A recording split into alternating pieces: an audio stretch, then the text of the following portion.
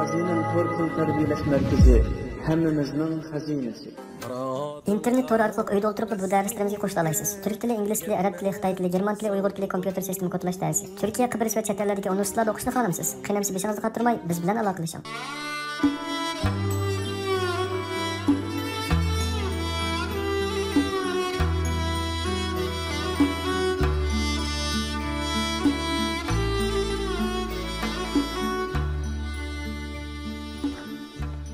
Bəxit və Dəccalның fitnəsi. Qaday bayğa yetsəm degidək, bay xudağa yetsəm degidək. Uyğur xalq maqalı. Birov su tapalmaydı içkili, birov su tapalmaydı keçkili. Özbek xalq maqalı. Bir şəhərinin obrazı haman parça-pura təsiratlarının yığındısından meydana çıxıdı. Bizga alayda ta'sirat ato qilgan o narsalar sayohat qo'llanmalarida yoki diqqatga sazovor klassik kitoblarda maxsus qayd qilingan narsalar bo'lishini atayin. Lekin ular diqqatimizni ixtiyorsiz tortgan hamda ma'naviyatimizning nozik pardalarida o'zlarini aks ettirgan narsalar bo'lib chiqadi. Balkim u bir manzaradir, lekin uni manzara deb o'ylab qolmang. U xarakteringiz yoki ideyangiz tanlab olgan aynakdirki, manzara go'yo shu manzarani kuzatguchining o'zi. Yav çöplər yap yeşil, yenimdən qazanlar uçup ötüdü. Larzan şamal ətrafdakı balalarının külgünlərini ilib kilib, yana jimib qaladı. Bir pişqan mədəniyyətinin adamlarga ilib kildigini tentəklik və qızğınlıq emas, bəlkə təmkinlik bilan g'amxo'rlik. Mana bu Cungoluq cəmiyyətshunos Feşautung əpəndining 1946 yili yazgan Angliya ziyarəti xotirasidan üzündü. Bu söz Angliya haqidagi yupqa xotiramga nisbatan bir g'idiq bo'la oladi. Angliya desa xotiramda bundaq bir manzara chiroy ochadi. Got uslubidagi ko'n bir uyning keyinda o'chib bisib ketgan idirlar. Idir quyuq bir o'rmon bilan tutishib ketgan. Ana shu o'rmonga ilib boradigan xiyobon bir chig'ir yo'lning o'rmonga tutishadigan yerida quruq yog'och o'rindiq.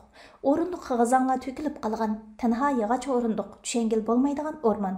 O'rmon tarafidan unutilib ketgan g'azon, so'g'uq shamol, o't-cho'plar orasidan nagan ko'ziga chiliqib qolgan tiyin. Bu manzara yarım asrdan ortiq vaqt ilgirki Feşautung xotirasidan cho'ng farq qilmaydi. Vaholanki yuqorqi manzara tasviri qandaqdir shoirlar xos romantik tasavvurimning mahsuli emas, balki amaliyotning o'zidir. Sanoat inqilobini boshlagan mo'tabar shahar Londonda cho'ng kichik bog'chalar nihoyat ko'p, qator tutash uylar qomatli egiz daraxtlarning orasida qolgan. Uyda o'ltiradigan ayollar havo ochiq kunlari bolalarini harbiga silib sirtqa ilib chiqmoqchi bo'lsa, ancha uzun mangmaylar tiyla daraxtlarga yamishib o'ynab yurgan ko'jim bog'chalarga baralaydi. Bog'chalarda odamlar shalong asfalt yotqizilgan tar yo'llar yap-yashil chimliqlar orasidan o'tib, bog'chaning ko'zi yetmaydigan yana bir chetek so'zilib ketgan. Chirigan g'azonlarning namxo'sh hidi dimoqlarga urilib turdi. Ba'zilar itlarini yetilishib yurishidi. Arik itlar yugurguncha yiroqlarni bir aylanib o'tib, xo'jayiniga erkelishidi.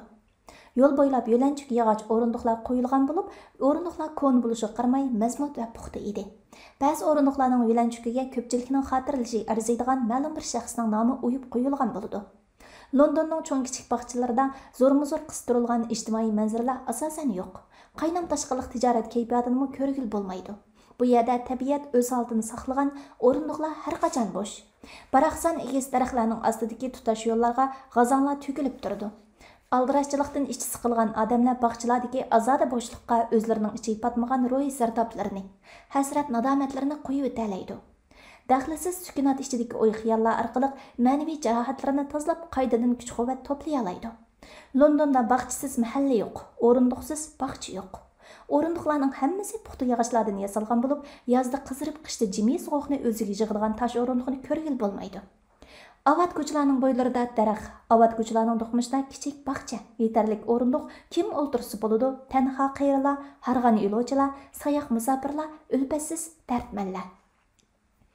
Bu yerdagi bog'chalar o'zlarining tabiatga xos sehiy qo'llar bilan, tasallik va yumshoq shamollar bilan har kimdan ahvol so'raydi va ularga tasalli beradi. Bu bog'chalardan sun'iy dag'dug'a va hashamat yo'q. Lapildab yinib turgan chiroqlarmi yo'q. Yangi bayoshatlikni ko'z-ko'z qildigan qizg'inlik yo'q. Balki shundoq tamkin va muloyim. U o'zining mushu tamkinligiga tabiatning g'amxo'rligini, tabiatga moyil jamiyatning kamtarligini yushirgan edi. Daraxt, g'azon, odamsiz o'rindiq, tar yo'l. Mana bu sanoatni bo'z atalmış Qiyri shahrining mag'zidagi ziniq, yangi bilan kona, go'zallik bilan xunuklik, shovqin bilan jimjitlik, jamiyat bilan tabiat tang mavjud bo'lgan bu shaharning ancha egiz bo'lmagan har bir ko'n binosi bir klassik namuna. Binolarning orashlaridagi agri-bugri tar ko'chalar ming yillik tarixni quchoqlab yotadi. Bu shahar tavakkul qilib panoh istab kelgan har bir musofirni sovuq qarshi oladi. Lekin hech kimni qovlamaydi. Hech qanday musofir bu shahardan azgulik ko'rmaydi. Lekin hech kim bu shaharni o'ch ko'rmaydi. Dunyoda shunday odamlarmi bo'ladiki, o'z yurtlarida hammadan joq to'ygan bo'lib, ular boshqalarning yurtidan ortiqcha yaxshiliklarni umid qilmaydi. Ular insonlar dunyosidagi yaxshiliklardan umid uzgan, ular faqat boshqalarning o'zlariga azor bermasligidan umid qiladi. Yaxshiligingdan tamoyim yo'q, menga cheqilma deyishidi ular o'z ko'nglida. Zerikkan chaqlarimda Londonlik shoir Jason Shelleyning Kulrang Söygü nomli to'plamini varaqlab qo'yatdim. Buni she'r ana musofirlarning turmushiga mos keldi deb qarayman. Astonaviy hayot. Zengar qunduz chash, chirqirash tatargan yuz, tatargan teri. Do'konga boramiz, biliq ham baranga qalamchis olamiz, ondan bo'lishimiz, qarab boqimiz tengimizga, pul to'laydigan gap yotgan uyimizga. Londondagi hayot bir qarshi shundoq oddiy. Kiyimlarni yuvib bo'lib quritgandan keyin dazmollamayli kiyib ko'chaga chiqsa bo'ladi. Ko'ch-ko'chit kirxona avtomatik tengani solsan, qirg'lu shaldirlab piqirashqa boshlaydi. Bunaq kirxonalar musofirlarning hojati uchun rosa asqatidi. Yuvilgan kiyimlar tarixin bir eg'iz uyingda quriydi, silkib-silkib yeyib qo'ysan xolos. Padich ishtimni, sayohat oyig'i, tiko'nlak, o'shni sumkasi. Bular bir musofirning ko'chadagi hayotiga yetadi. Urumchi tishimlarni qirlab, ko'nglaklarni dazmollab, oyoqlarini maylab yurishga to'g'ri keldi. Hattalab yunmaydigan odamlarmi shunday qiladi. Kostyum kiyib galstuk taqgan, hatto atir chashgan odamlarning tindan kir hidi keladi. Londonda kiyimlar purlash, ammo har qanday ijara uyining munchisi bor. Kishilardan sopun puraydi. Urumchi odamlari so'lat va obro'ga diqqat qilman deb charchab ketadi. Asas yo'q so'lat odamni tamtirtidi. Yigitlar so'lat qo'g'lishib, o'shni sumkasi isishdan xijil bo'lishidi. Londondagi kishilarning o'shni sumkasi nurg'un qulaylik yaratadi. Bir hisobda bunday sumkani o'shnidagi ko'chma uy desakmi bo'ladi. U sumkada kitob, daftar qalamlar, bolka, suv qatorliq sumka egiz e'tiborlaydigan hamma narsa bor. Uningda yana yanfon va bank kartalari bo'lishi mumkin. Qursoq ochganda bir fontanning yanida, bir bog'chining o'rindiqida yoki bir binoning palampida o'ltirib sumkadagi tayyor narsani yegili bo'ladi. Kishilar bunday chog'da nihoyat erkin va bemalol. Boshqalar nima deb qolar ekan deb o'ltirmaydi. Boshqalarning o'ziga qanday qarashidan, qanday baho berishidan ansirab ketmaydi. Chet ellarda nurg'un kishi o'ziga ishonadi, o'zining qimmat qarash bo'yicha ish ko'rishni yaxshi ko'radi. Yo'ldan chiqma, xondan qo'rqma degan maqolning ro'yiga ular bekrak amal qilsa kerak. Ular qonun va jamoat tartibiga uyg'un kelish shart ostida erkin tanlash, erkin ifodalashni yaxshi ko'radi. Qonun qanchaki xalqchil bo'lsa, qonunning ijro bo'lishiga qarata yurgizilgan nazoratda xalqning o'rni qanchaki zo'r bo'lsa, qonunni xalq tuzib, xalq ijro qilsa va xalqning o'zi nazorat qilsa, qonun osondagi jamiyat sarxillarining qo'ldagi narsaga aylanib qolmasa, xalq o'z hayotidagi har bir tanlashning xo'jayiniga aylandi.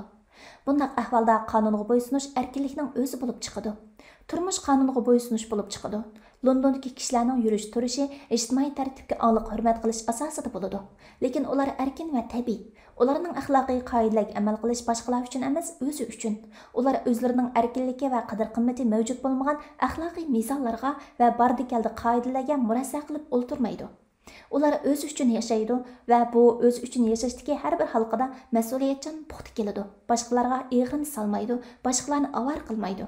Navbat kelsa, boshqalarga tashabbuskorlik bilan yordam qiladi. Ular bizga o'xshash boshqalarning o'lchamiga o'zi bo'lib yashmaydi. Ular boshqalar uchun to'yg'i berib, nodon va shaxsiyatchi odamlar qurib chiqqan turmush odatlariga rioya qilib yurib, qo'lidan ish kelmaydigan quruq so'latga aylanib ketish xavfidan asosan yiroq turishadi. Albatta, men bu yerda kamkutsiz bir millatni emas, balki bir millatning, bir xalqning asosiy ro'yini da'vatman. Hava ochiq kunlarda Londonliklar ko'cha do'qmashlaridagi o'rindiqlarda oftobga qahlinib o'ltirib tushlik tomoq yeyishni yaxshi ko'radi. Do'stlar, oiladagi hamrohlar udul kelgan yerda o'ltirishib, do'qmashlardagi yemak-ichmak do'konlaridan setib olishgan qatnon, sandvich, to'g'ri go'shi, beliq va baranga qalamchisi degandek narsalarni mazza qilib paranglashqash yeyishidi. Hozir shahar Uyg'urlarida shushan degan xanzuch ibora paydo bo'ldi. Bu ibora ko'p holda kiyim-kechakka qarata tatbiqlanyotdi. Odamni qaytib olishga majbur qilmaydigan, yurish-turishga aplik, har qanday muhitga mos keladigan, yuvib tozalash oson kiyimlarni madaniyatning neri berisini surishtirmayli qabul qiladigan shahar Uyg'urlari shushan kiyim deb atashadi. Xanzucha bu iboraga tengdosh inglizcha so'z leisure bo'lsa kerak. Bu so'z istirohat chog'laridagi ixtiyoriy ish harakatlarga qaratildi. Bu so'zning uyg'urcha ma'nosini rohat, ozoda deb izohlash mumkin. Shundoq bo'lganda, shushan kiyim degan shalg'ut birikmini hozirgi zamon uyg'ur tilidagi ozodi kiyim, rohat kiyim degandek birikmalar bo'yicha to'liq ifodalab bergan bo'ladi. Xuddi kiyimni ozoda so'z bilan sifatligil bo'lgandek, turmushni shundoq sifatlab ozoda turmush degil bo'ladi. Kiyim ozod bo'lsa, odam rohatlangandek, turmush ozod bo'lsa, kishining ruhi texmo erkin va xushxuy bo'ladi. Haqiqiy o'zingiz mavjud bo'lgan yoki haqiqiy o'zingizni uftirib etmagan turmush ozodi turmush bo'ladi. Men o yuqori qatlam aqso'nglarning turmushini bevosita ko'rib baxmadim. Ko'rganlarim Angliya jamiyatidagi oddiy kishilarning turmushi, uning ustiga bu sirtdan ko'ztilgan turmush. Bir jamiyatda odatdagi tabiiy mansub kishilar hamon ko'p sonni eglaydi. Shunlashqa aytganlarim o'zimga o'xshash oddiy odamlarga ta'alluqdir. Men o'zim ko'rgan Angliya kishilarining turmushini ozoda turmush deb sifatlashni muvofiq topdim. Angliya yemak-ichmak sohasi kishilarning ehtiyojidagi taraqqiyotga masalada intayin taraqqiy qilgan.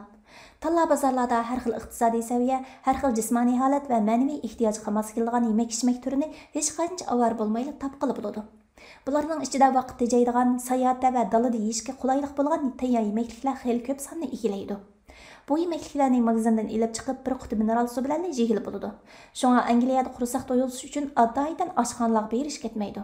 Bir quti mineral suv aptab o'ltirg'idek yer, gaplashgudek o'lpat. Mana bular oddiy kishilarning bir qitimliq huzur baxsh turmushining xuruchlari.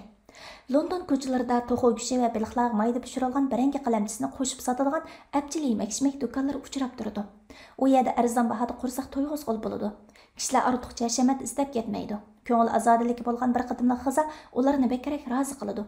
Cho'ng avtobus bekatlari, poyezd bekatlari, odamlar zich o'tishib turadigan to'qmashlarda meva sharbati sotadigan bodkalar bor. Turli meva naq maydonda siqilib sharbatlar tayyorlandi. Xaridorlar yeb qushliq qog'oz stakanlar qachlangan meva sharbatlarini ko'tarib, uzun yo'lliq poyezdda lazzatlanib ichishidi. Yana har qanday bekat qahvaxona turli pishiriq oldiradigan yo'lovchilarning ishtahasiga qanoatlanarli javob bera oladi. Shaxsan o'zim mayli yolg'iz, mayli boshqalar bilan bo'lsin, talada yegan tamoqlarimdan bekarek huzur olaman. Oftob tushib tursa, yupurmoqlar laylab tushib turgan bir o'rindiq bo'lsa, o'tib ketayotganlar qarab ovqatlanish shunday huzur bilindi. Men Londondagi ba'zi Uyg'ur qarindoshlarning taklifi bilan dala tamoq yegil chiqqan. Hammamiz oldin tayyorlab olgan yemeklarimizni so'mkalarimizdan chiqarib bir dasturxonga qo'yamiz. Yop-yeshil chimliq yorqin oftobda yeshil julaga kirgan, daraxtlar kun nurida sulkatga kirgan kang dalada o'ltirib g'izzaga eg'iz tegimiz. Qarasang bu hayot shunday oddiy, lekin shu qadar chin. Hamrohlarining qalbida siqilish, qo'rinish yo'q. Aramiz tamoman barobar. Hammamiz tabiatga qaytgan inson. Inglizlar bunday turmushni tuvandik iboralar bilan ifodalashadi. Xizmatlarini unutib, o'zingni xushal tut. Taloq chiqib aptapsin, vaqtingni bar kichik ishlarga, ko'nglingni och, putqulingni sun. İctimai misimlarni tarix qilib o'zini qo'yib o'tish qandaqdir jamiyat raqobatligi bo'lgan pasiv inkas emas. Balki o'zini erig'dab kuch-quvvatga to'lish jarayoni. Navbatdagi harakat programmasi ustida astoydil bosh qotirish bosqichi. Angliyaliklar dam olish vaqtlarini hargiz o'rinsiz sarf qilmaydi. Balki ko'ngildagidek xususiy turmush uchun inchik planlab sarf qiladi. Ular bir bo'lsa chet ellarga sayohatga berishdi, bir bo'lsa oilasi bilan birga kunlarini tinch o'tkazdi. Yana bir bo'lsa yaqin atrofdagi bog'chalarga berib o'tkazdi. Men bu vaqtni ko'rganimni aytib beray. Angliyada maoshni haftada bir tarqitadi. Shunga hafta oxirlarida magazin, bozor, ommaviy ko'ngil ochish so'rovlari bog'chalar qizib ketadi. Ayollar bolalarini agashtirib bog'chalarga kelishidi va chimliqda adiyonlarini silab o'ltirishidi. Bolalar o'yinlar bilan mashg'ul, ishlar aylanib yurishidi. Yomg'ir to'la yog'digan Londonda havoning ochiq bo'lishi kishilar uchun tabiatning katta iltifoti bo'lib hisoblandi. Shunlashqa kishilar oftobning qadriga bek yetadi. Ayollar o'zlarini yerim yalang'ochlab terilarini oftobga tovulmoqchi bo'lishidi. Bog'chalarda kuniga qahlinib yotgan ayollarni doim uchratqali bo'ladi. Balki bunday manzara yerlik kishilar uchun doimiy va tabiiy hol bo'lib ko'rindiganda, dastlabda men bu holdan biroz yengillik his qildim. Barbara ko'nib ketdimki, u diqqatni tortqudek ko'rinishlardan bo'lmay qoldi. Ayollarga erlarga hech bo'lmagandek edi. Bu yerda birovning yana biri tikilib qarashi kamdan-kam uchraydi. Balkim chet ellardan yeng kelgan kishilarda bu hol ko'rilishi mumkin. Ammo yerliklar unda qilmaydi. Birovning yana biri tikilib qarashi adabsizlik yoki ta'tid bo'lib hisoblandi. Insonning tabiatida o'zining diqqatini tortadigan narsalarga qarash ishtiyoqning shakllanishidagi normal hodisa. Balkim ular ko'zning quyrug'ida chandurmay qarashidigandi. Tulki o'rib ba'ziga aylangan ko'zlarda zo'qmi o'lidigandi. Ishqilib Londonda, albatta Angliyada xususiy turmushda kishilar boshqalar tufayli kashliq yo'liqishni yaxshi ko'rib ketmaydi. Shunga ular nihoyat bemalol. Bir madaniyatga sezgirmaslik ko'p holda ayollarda aks etadi. Shunga biz nurg'un ijtimoiy masalaga ixtiyorsiz holda ayollarni ko'z tutib turib hukm chiqaramiz va diqqatimiz tabiiy holda ayollarga tushadi. Arada mən Edmund ailesi tərəfindən bir qatımlıq dalı tamıqı piknik təklif qılındım. Şu günü hava intayın uçuq idi. Qayda boyunca yolda bir addi soğuğa setilib, Edmund'un uyuq belgilənən vaxtı yetib badım. Vesna xanım məni xoşxoy qarşı aldı. Soğuğudumunu sundum. Edmund təşəkkür bilan qabul qıldı. Arqadınla London Universiteti Şərq və Afrika tədqiqat yurtunun oqutquchisi Dr. Rajil Xaris və onun eri Aziz qızını yedilab kirib gəldi. Salamlaşdıq, ahvallaşdıq. Artıq heç təkəllüfmü bolmadı. Sahibxan bizni bir o'ringa başlamadı. Oshxonada o'ri turg'unimizcha gap boshlashdik. Bu hol shuncha tabiiy edi. Ammo men damalliqqa qabul qila olmay, ichimdagi tangirqashni xilg'ish to'ktalmadim. Birozdan keyin 3-qavatga chiqdik. Bir eshik bu uyga tutash yana bir uyning o'g'siga qarab ichilgan edi. Biz eshikdan o'ziga oyoq bosdik. O'ziga yumaloq bir qatlam shira quyilgan bo'lib, ustida soyvan bor edi. Aziz ikkimiz o'rin oldik. Ayollar oshxonada qilishdi. Edmund bir taxsi qora zaytun, bir taxsi so'ylangan sho'xliqqa ilib kirib oldimizga qo'ydi. Ondan bir butilka vino va bir quti meva sharbati bilan chiqdi. Edmund bilan Aziz vinoga eg'iz tegishdi. Men oldimdagi stakanga meva sharbati qo'ydim. Qora zaytunni ho'llangan sho'xliq bilan jo'yab yeydi ekanmiz.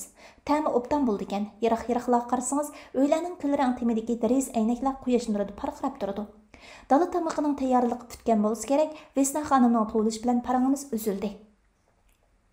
Biz uydan chiqib biroz mangdiq. Ondan bir chimliqqa yetib bordik. Chimliqning o tarafida bir dong va daraxtzorliq ko'zga chiliqatdi.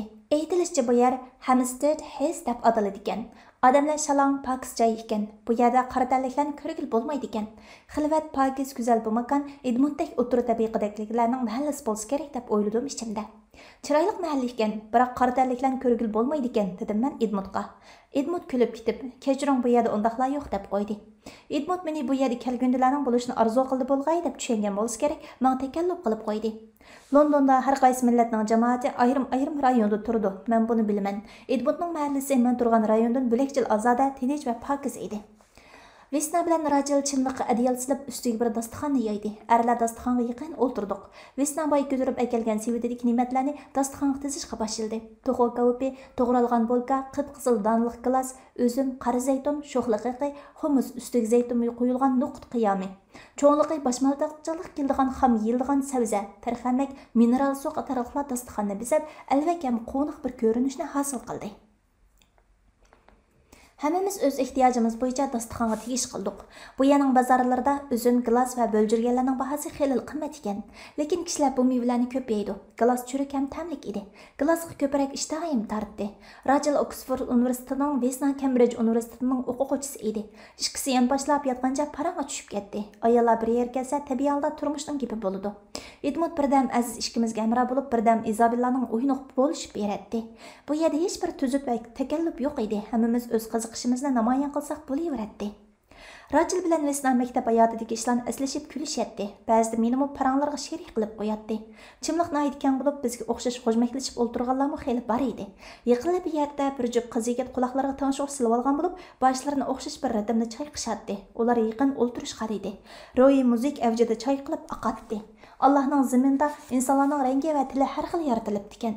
Ularning turmush usullari va aqida e'tiqodlari farqli bo'ldi ekan. Ba'zilar bu farqni cho'ngaytib ko'rsatib, jahonni nizolar to'ldirdi. Ba'zilar bu farqning keyindagi o'xshashlikni ko'rib yetgan va insonlarni o'z yaratuvchining arg'amchisi birdek eslab, barliq irqdagi insonlarning bir ummat bo'lishiga chaqiriq qilgan. Qara, ana, insonlarning hammasi quyosh nurini, saf havoni, do'stlikni ko'rganda mamnun bo'lishib, bir-biriga qalb eshiklarini ochadi.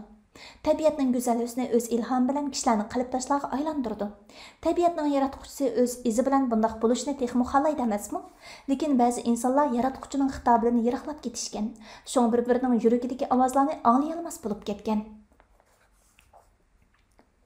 Ah, tümürü desteklerinin taraq turuqları, pulning sharaq shuruqlari yurakning ovozini besib ketganda insonlar tabiiy holda o'zini yaratgan narsalarning bandisiga aylanib ketadi ekan emasmi? Biraylan qaysidir bir kitobdan uchratgan mundaq bir jumlani aytgan edi. İngilizlar bir haftaning avvalgi 5 kunda bankaga ibodat qildi, keyingi 2 kunda cherkovga ibodat qiladi. Bu so'z din tirikchilikning hamma sohasidan siqib chiqarilib, yakka bir sohaga aylanib qolgan jamiyatdagi fuqarolarning qimmat qarashini tipiklashtirib beradi. Cherkovga bormaydigan inglizlarmi bo'lgandek, jay namozda 5 minutmi o'ltirmaydigan uyg'urlarmi bor. Inglizdan musulmon bor, arabdan mushrik bor. Bu ma'nodan aytganda, yuqorqi iboraning radikal tusi quyuq bo'lib, bir qavmning milliy xarakteri ziyoda mutlaq ma'noda xulosalangan edi.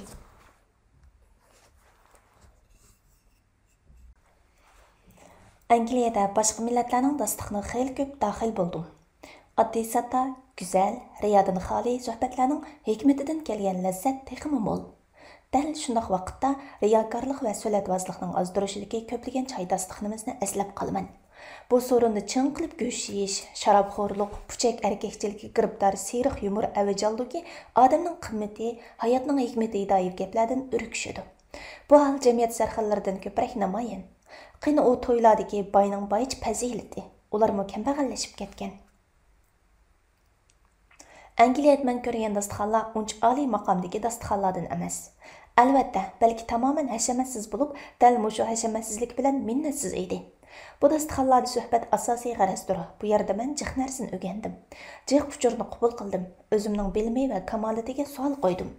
Kishilar odatdagi suhbatlardami "Suyumlikim, qadrlikim, rahmat, ajoyib, qaltis, kechiring, afsuski, xushalman" degandek takalluf so'zlarini ko'p ishlatdi. Kishilar mayli koridorda, mayli liftning eshik oldida uchrashib qolsin, salom berishidi. Bir-birini tunamagan ahvoldami shundoq, faqat bo'lmagandimi tabassum bilan qarab qo'yishidi. Ammo mening yurtimda biror ishi bo'lmasa, gapmi qilmaydigan ishidishim talay. Ular faqat o'zlarini boshqaradigan odamiga salom qilishidi. Kichik tillarini chiqarib gap qilishidi. Londonda ko'p sondagi kishi so'zlashga qaraganda anglashni bekor yoqtiradi. Ular yaxshi anglag'uvchilardan ediki, inkas shakli dal aniq edi. So'zlaguvchi konkret muhitdagi o'zini aniq his qilib tura oladi. Bu yerdagi suhbatdoshlar birovning ko'z qarashiga qo'shilmasa, keskin raddiya beribmi ketmaydi. Balki siz shundoq o'ylamsiz deb kulib qo'yadi yoki shundaqmi? Hayraman, voy tova deb inkas qaytaradi. Ular suhbat temasiga munosabatsiz gaplarga yo'liqsa, so'zlaguvchining do'lisini qiqib qo'yib ketib qoladi. Birining g'aybati bo'lsa, bu mening ishim emaskan deyishadi. Men bu so'rovlarni ko'rib, aqliy odamlar mundaq bo'ldi ekan deb o'ylab qoldim. Aqliy odamlar o'zining g'oyasining siridagi narsalarga ortiqcha vaqt sarf qilmaydi. O'ziga foydasi yo'q narsalarga qiziqib o'ltirmaydi. Tayini yo'q kishilar bilan behuda ziddiyatlashib munozara qilib o'ltirmaydi. Balki o'zining vaqti va zehnini g'oyasi yoki kasbiy markazlashtirdi. Men ba'zi ishlar tufayli biroz jiddiylashganda, yenimdagilar jiddiylashmang, bir chora tepildi deyishadi. Take it easy. Jiddiylashmang yoki o'zingizni besib oling degan ma'noda, lekin bu modal tarjimasi emas. Bu inglizlar jiddiylashganda yoki ochiqlanganda bir-biriga aytadigan so'z. Ular o'zaro ziddiyatlashib qolsa yoki takallashib qolsa, shu so'z orqali qarshi tarafga murassa qiladi. Tushunishimcha, ular cho'ng-kichik har qanday ishga ozod kayfiyat yuzlanishini yaxshi ko'radi. Imkon qadar tabiiy bo'lishga tirishadi. Men qatnashgan ilmiy so'rovlar uncha surlikma emas edi. Kishilar nutq so'zlaganda dabdabalik so'zlashdan saqlanadi. Yumorliq, turmushliq gaplar bilan kayfiyatni yumshatirish natiqning bir turlik iqtidori edi. Nutqda natiqning ovozi uning siyoqini buzayotgudek darajada unlik bo'lmaydi, balki imkon qadar tuvan bo'ladi. Izzat nafsi kuchlik, tabiiy tisil odamlarga yuqori ovozda gap qilish hurmatsizlik bo'ladi. Kishilar fikr bayon qilganda ko'p holda meningcha shundoq o'ylaymanki degandek so'zlarni qo'shib so'zlashni unutib qolmaydi. Bundoq bo'lganda shaxs bandining fikrini mutlaqlashtirib o'tishdan saqlanqil bo'ladi. Vaholanki Uyg'ur jamiyatida bo'sh ovozlarda gap qilish jonsizlikning ifodasi deb qaraladi. Nutq unlik bo'lsa hamda buyruq va diktator tusi quyuq bo'lsa, bundoq so'zlaguvchi anglag'uvchilar jonliq ko'rindi. Iymoniy yoki bilimi yo'q avom so'z bayon qilguvchini quloq pardasi orqali baholaydi. Men Angliyada uchratgan kishilar farqli qarashlarga nisbatan keng qursoq bo'lib, raddiya berishga urinib ketmaydi, tuz-tupmi yurmaydi. Faqat zururiyda tug'ilgandilar shunda qiladi. Buning ular o'z aqli va saposi bilan hukm qiladi. Ularning nazarida ko'z qarashlarning farqli bo'lishi jamiyatning ma'naviy xazinasidagi alohida boylik turi edi. Har kim o'zining qarashi va fikri uslubi bilan yaramliq puxra bo'la oladi. Fikr yo'li o'xshashib ketadigan odamlar jamiyati nomrod kasal jamiyat edi. Shuningdek, ular o'xshamagan qarashdagi odamlar bilan bir yerga kela oladi va bir-birining foydalanishiga bo'lgan taraflarini o'zlashtirib, foydasiz taraflarini undasiz holda shalab o'tishni bila oladi. İngilizce yetarlik bo'lmag'achqa ko'p suhbatda oz so'zlaguvchi bo'lib qoladim. Lekin ozg'in so'zimmi tegishli inovatga ega bo'lg'achqa so'rovlardagi bir kishilik mavjudligimni ro'shan his qiladim. Mazkur so'rinda o'zimga xos o'rnim bor edi. Haqiqiy sohibxona mehmonga taom berishdan ilgari insonlik sharpini berdi. Shu kun biz Edmund oilasidagi dasturxondan qopib ko'l saylisi qildik. Atrofda ba'zilar bolalar bilan birga o'ynaydi, ba'zilar suratga tushadi, ba'zilar ko'l bo'yida tinch o'ltirib kitob ko'radi. Ba'zilar jufti bilan shirin suhbatda edi, ba'zilar adyolda so'zilib uxlaydi. Bu manzara menda baxt tuyg'usini va uning bilan tangdosh azob tuyg'usini uyg'otdi. Balki men ko'rgan bu dilrabo ko'rinishni paydo qilgan insonlarning baxt tuyg'usi meniki bilan farqli bo'lishi mumkin. Lekin men ularni baxtli his qildim. Ular o'zlarining oddiy turmushining mevasini titug'uchilar edi. Dunyoga inson bo'lib to'rilib, insoniy layoqati tartqizib qo'ygan, ig'ir emgaklarni qilib, haqqini boshqalardan tilab olgan kishilarmi talay emasmi? Öz haqqini boshqalardan yalurib elish zo'ravonlikning niqobsiz holati emasmi? Bo'lishig'i yeb ichib, xudin bilmay kulib yuradiganlarmi bor? Vijdon vujudi allaburun o'lgan shu insonlarning o'z fojiasidan xabarsiz bo'lishi texmi ichinishlik emasmi? Baxt zodi nimadir? Agar biri qo'shnisining davolashi qurbi yetmay, noiloj yotqinni bilib turibmi, hovlisida mashrab o'ynasa, buni baxt deyishga bo'lamdi yo'q. O'zining manfaati va xushalligini qanchaki tar o'ylagan odam jiqroq kulalish mumkin.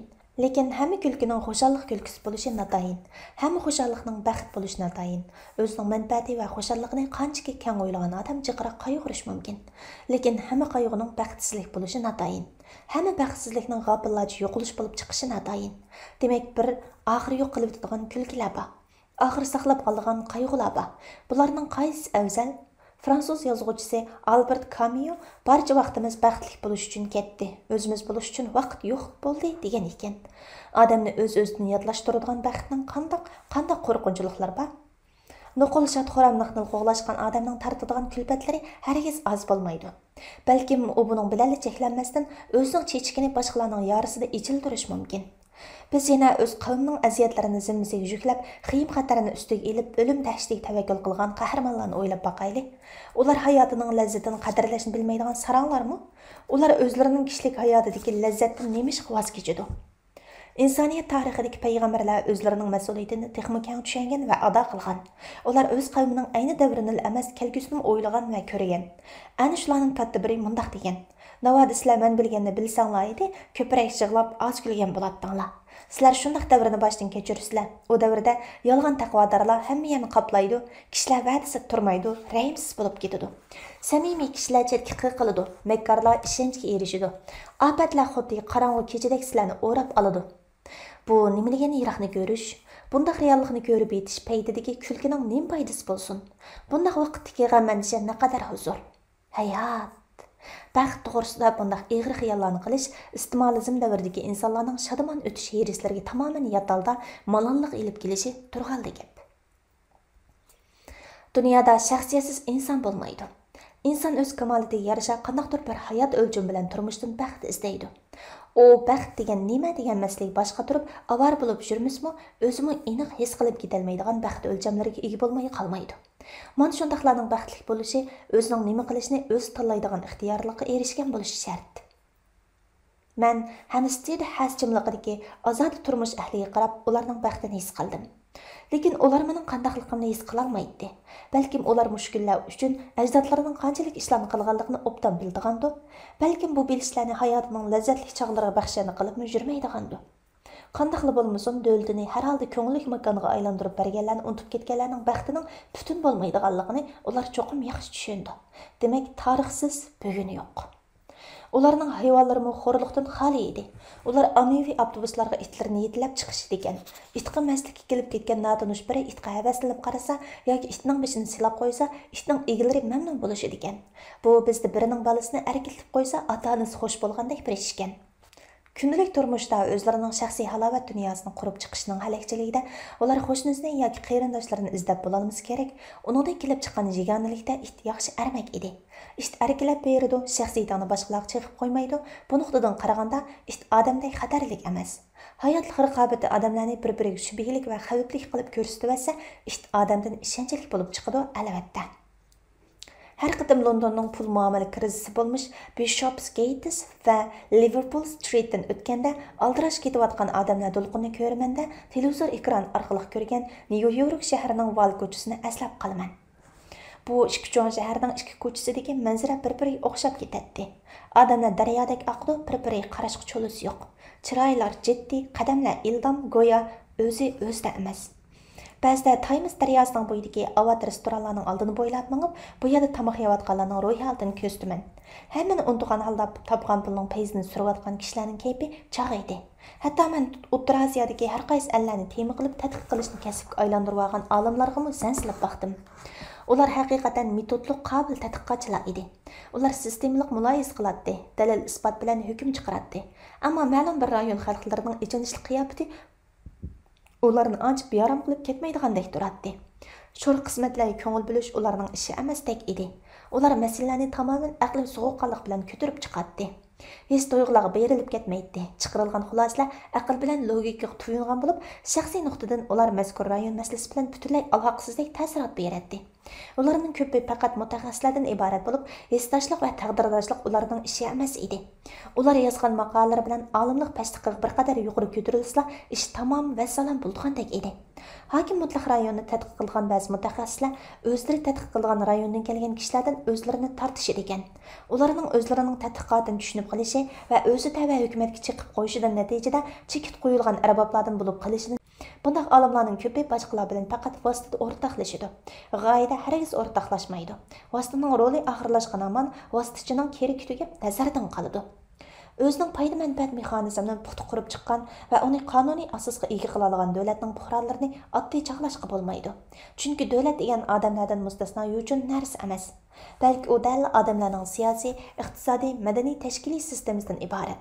Shunga davlatning puxtaligi amaliyotda har bir buhronning yakka puxtalik orqali amalga oshgan bo'ladi. Ko'z oldimdagi odamlarning puxtaligi yashashning har bir inchik halqasida, shundaqla uning shaxsiyatidan xalqigan siyosiy qatlamlarida o'z ifodasini ravros ko'rsatalaydi deb qaradim.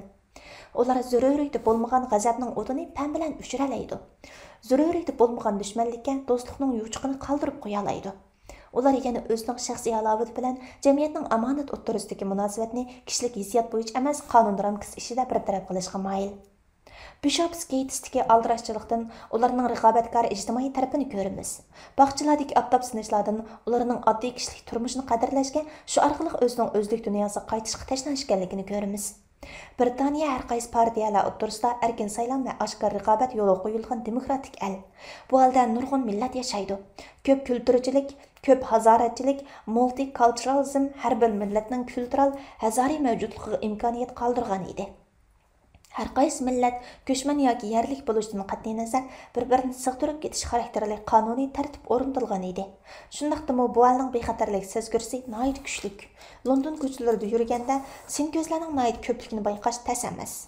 Ko'chalarda, to'qmashlarda, binolarda, koridorlarda, avtobuslarda, tar ko'chalarda, aeroportlarda, poyezdlarda, tilla bozorlarda, banklarda ish qilib, har qanday yerda sen ko'z CCTV'larni ko'rgil bo'ladi. Mayli siz nagil barmang davlatning ko'zi sizda. Materiallardan ma'lum bo'lishicha, Angliyada 4 million 200 ming sen ko'z bor bo'lib, har 14 odamga birdan to'g'ri kelgan. Mo'ljallanishcha 2012 yil o'tkazilgan London Olimpik yig'inidan burun sinko'z apparatining soni 8 millionga yetkazilgan. Ba'zi rentgen nurli sinko'zlar kishilarning badandagi eng pinhon yerlarga qadar ko'ztalaydigan bo'lib, kishilarning hech nimasi davlatning ko'zidan qochib qutula olmaydi ekan. Sinko'zlar hisoblangan mikrofonlar 100 metrlik doira ichidagi bir odamning varqirishini sezib, sinko'z avtomatik holda shu odamga to'g'rilandi ekan. Sinko'z ovozining tonlari so'zning surati qatorliqlarni aniq ayriya oladi ekan. Navoda bir g'azablanib to'lisa, ovoz egizpas chiqsa tabiiy holda ko'z tush obyektiga aylanib qoldi ekan. Angliya fuqarolarining ra'yidan qaraganda, o'zlarining xususiy dunyolarining davlatning nazoratida qilishi bir demokratik davlatning shon-sharafini yo'q qilib o'tadigan ish edi. Angliya Yevropadagi avomga eng qattiq nazorat yurgizgan davlat degan nomni olgandan keyin xalqaro xususiy maxfiyat huquqi tashkilotining qora tizimligiga kirgan davlat. Uning ustiga Angliya hukumati terrorlikqa qarshi turish mexanizmida butkul xalqning DNA'sidan sonliq ma'lumot ombiri qurib, nazorat huquqini kengaytgan va xalqni jinoyat gumondori sifatida ko'rgan. Angliya fuqarolarining ishi qonuniy tartib bilan bo'yicha yurishib turdi ekan. Shundaqdimi ular hukumatini bakla byurokratik deb ayblab turdi ekan. To'g'ri, bir davlatda byurokratizm eg'irlashib ketganda ijtimoiy ish taqsimotidagi daraja tuzumi qattiq bo'ladi. Ish bajarish tartibida odamiy hissiyat oz bo'ladi. Ishlar kasblashgan holda sijilliqqa ega bo'ladi. Amaliyotga qaraganda qizil bosh hujjat yoki buyruqqa bakrak e'tibor berildi. Bu terminga Uyg'urchadagi qog'ozvozlik, hujjatvozlik degan ibora udul kelish mumkin. Pişqan bir hakimiyetning byurokratik qatlami muntazamlashidi. Yana bir tarafdan xalqning erkin tanqidlar orqali o'zini tangishib zamonga loyiqlashtirdi. Hakimiyetning sarxilla qatlami bir tarafdan avomning fikr iqimlarini yaqindan ko'zitdi.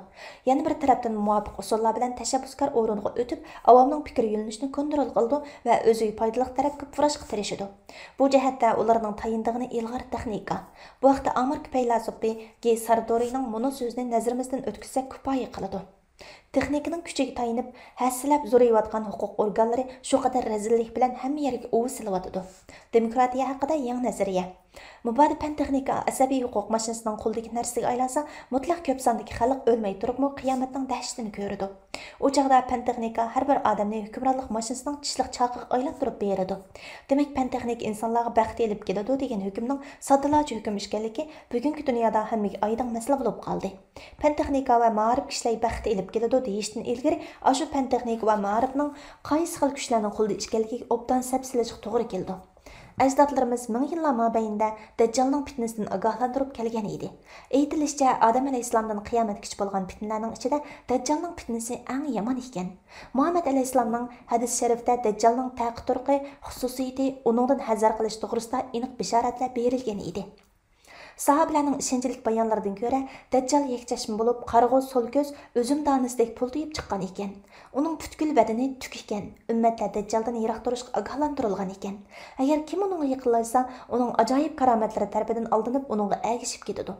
Kishilarning orasidagi solih, yaxshi biri Dajjalga, "Men sizning payg'ambarimiz aytgan Dajjal ekanligini kishilarga isbotlab beraman" deydi ekan. Dajjal ergashuvchilariga, "U odamni o'ldirib, yana tirildirishimga gumon qilamsizlar" desa, ular "Gumon qilmaymiz" deydi ekan. Ondan Dajjal u odamni o'ldirib tirildirdi ekan. Tirilgan odam "Alloh bilan qasamki, sen aniq Dajjalning o'zi ekansan" deydi ekan. Dajjal u odamni qayta o'ldirmoqchi bo'ldi ekan, lekin o'ldirolmaydi ekan. Dajjal kelishdan burun zaminda qurg'oqchilik ofati yuz berib turdi ekan.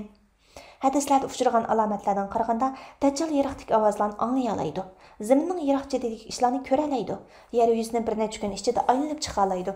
Yer ostidagi boyliqlarni tepib oladi. Yomg'ir yog'dira oladi, o'simliklarni buyruq bo'yicha o'stira oladi. Odamni o'ldirib tirildira oladi. E'tiqodi ojiz kishilar uningga tevinib bayat qiladi.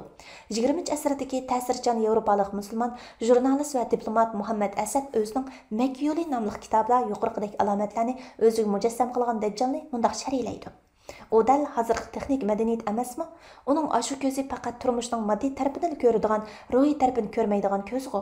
Kishilar texnikaning yordami bilan o'zlarining tabiiy ko'zi va quloq bilan ko'rish ham anglash qodir bo'la olmagan narsalarga qodir bo'lishdi. Yiroq masofalarni tasavvur qilg'usiz surat bilan basalaydigan bo'lishdi. Fanniy bilimlarga tayanib yomg'ir yog'dirib ziroatlarni o'stirishdi. Yer ostidagi boyliqlarni tepishdi. O'lim girdobidagi insonlarga to'g'rilar bilan chora qilishdi. Urushlar va fan terrorligi hayotlikni barbod qildi. Bu xil moddiy yuksalishlarga ko'zlari olchakman bo'lishgan aqidasi sahib insonlar bu xil madaniyatga dum tushdi. Men Muhammad Asadning Dajjal to'g'risidagi tushuntirishni birdan-bir to'g'ri demoqchi emas. Albatta bular haqida har xil shariy bor. Zavod, tajribxona, statistika, ichki ishlab chiqarish umumiy qimmati, aholilarning turmush iste'mol ko'rsatkichi, fan texnika degandek gaplar yuqoridagi madaniyatdagi insonlarning og'zidan tushmaydi. Fan texnika haqiqatan misli ko'rilmagan gullanish elib keldi. Lekin bu gullanish insonlarning ma'naviy axloqiy krizislarini hal qilish tugul texmi o'tkirlashtiryapti. İjtimoiy adolat sohasida talay masala hal bo'lmay turib, yangi masalalar kelib chiqdi. Bir jamiyatda adolat masalasi hal bo'lmay turib, hamma insonning bir butkul sog'lom baxt saodatini qo'lga keltirgil bo'lamdi. Bu adolat masalasini zoda nima hal qiladi? Yahudi alimi Karl A. Wittfogel umrining ko'p qismini istibotlik haqidagi tadqiqotga bag'ishlagan va meroblik jamiyati degan bir uqumni o'ttirib qo'ygan. Uning qarashicha qurg'oqchilik, yarim qurg'oqchilik oldidagi sharq allari bir xil meroblik jamiyatidir. Bunday jamiyat cho'ng ko'lamdagi hamkorlikka muhtoj bo'lib, bu hamkorlik yana intizom, bo'ysunish munosabati, kuchli rahbarlikka muhtoj bo'ladi. Biz Gurak sobiq Sovetlar ittifoqi davridagi Sibiriya siyosiy mahbuslar lagerini O'ztivitsimni unutib qolmasligimiz kerak. Biz yana huquq, iqtisodiy va harbiy bisim jihatda ustunlik ega bo'lish orqali hokim mutlaq tuzumning dunyoga kengayish mumkinchiligi borligini unutib qolmasligimiz kerak deydi Wittfogel ogohlantirib. U sharq istibdotligi bilan g'arb istibdotligini solishtirib mundaq degan: Siyosiy imtiyozdagi istibdotlikning ro'shan bo'lishi sharq jamiyatlarining mohiyatidir. Albatta, Yevropada istibdot hukumat yo'q emas. Kapitalistik tartib bilan istibdot davlatlar tang paydo bo'lgan. Biroq kuzatuvchilarning qarashicha, sharq istibdotligi g'arb istibdotligiga qaraganda texmi atrofliq ham vahshiy. Qadimki Rim shoiri Xorasning "Nemishqa kulasan, ismini qo'ysanglar hikoyada so'zlangani o'zing bo'lib chiqsan emasmi?" degandek, biz masala ustida analiz qilganda o'zgalarga va o'zimizga atrofli nazar silishni o'rganib olishimiz kerak. Men Angliya kishilarining turmush shakli va madaniyatini Uyg'ur xalqimiz aynan qabul qilish kerak demoqchi emasman. Men u xil turmushning mabdunkori emas, ammo xalqimizning ularning o'z taqdiri ustida sovuqqonlik va aqliylik bilan izdindigan, jamiyatda o'rnini qonuniy va siyosiy nuqtadan atrofli ko'rsatadigan ham surishtiradigan ruhini o'rganishni umid qilmoqchi. Bu bizning aqidamiz va navbatdagi taqdirimizning taqozosi.